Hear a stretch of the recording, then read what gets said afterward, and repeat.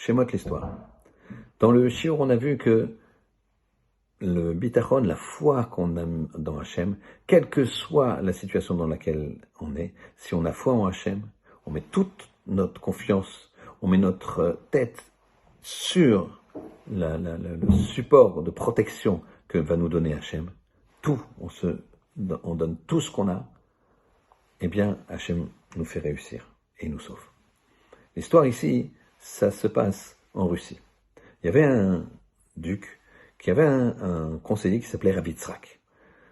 Il aimait beaucoup ce conseiller, mais évidemment, dans la cour, il y avait beaucoup de jaloux.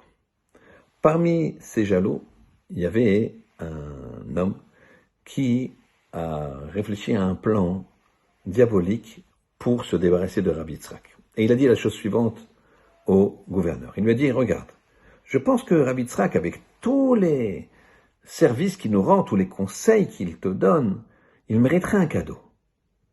Avec ta permission, gouverneur, je te propose de lui faire un cadeau d'une canne, une belle canne, avec des pierres précieuses autour, ornées de pierres précieuses, et que tu lui offres.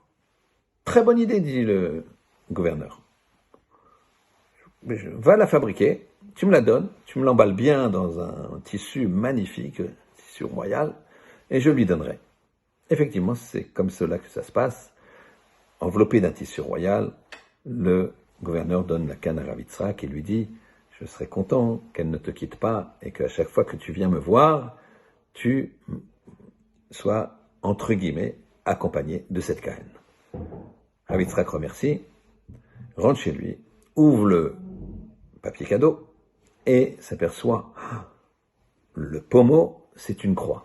C'est un symbole d'Avodah Zara, d'idolâtrie, et donc il ne peut absolument pas garder une croix chez lui. Il coupe le pommeau et il garde juste le reste de la canne. Voilà que le roi convoque Rav Yitzhak. Rav Yitzhak sait qu'il sera obligé d'amener la canne, que ce sera un affront inadmissible de ne pas amener la canne, donc il amène la canne. Il n'a pas le choix. Et là, il se dit peut-être qu'il ne va pas voir. Il a la main sur le haut de la canne. Et là, le roi n'a effectivement pas vu. Il est content qu'il soit avec la canne. Mais le conseiller, c'était son plan. Il avait bien vu que Rav Yitzhak avait coupé le haut de la canne. Et il dit au roi, mais il a coupé le pommeau, en tout cas, et ça a disparu. Immédiatement, le gouverneur, il dit à Rav Yitzhak, mais dis-moi, il s'est passé où le haut de la canne, le pommeau? Et il lui dit, j'ai dû couper. Pourquoi t'as coupé? Parce que, et là Rav Yitzhak, une fraction de seconde, lève ses yeux vers le ciel, Hachem, mets-moi les mots dans la bouche, qu'est-ce que tu veux que je dise? Mais je sais ce que je dirais, ça passera. Il a un bitachon, une foi énorme. Et il dit la chose suivante, elle était trop haute, alors j'ai coupé. Maintenant, elle est bien à ma taille. Et le roi de le regarder et de lui dire, mais dis-moi, tu aurais dû couper par le bas. Pourquoi t'as enlevé le haut? Et là, Rav Yitzhak, il dit, parce que c'est le haut qui pose des problèmes, c'est pas le bas. C'était trop haut d'en haut, pas d'en bas. Évidemment, argument qui ne tient absolument pas, qui est même presque ridicule. Et pourtant, le gouverneur dit à Rav Yitzhak, ah oui, t'as raison. Très bien. Viens t'asseoir à côté de moi, on va discuter des affaires du royaume. Voilà, Rabotai.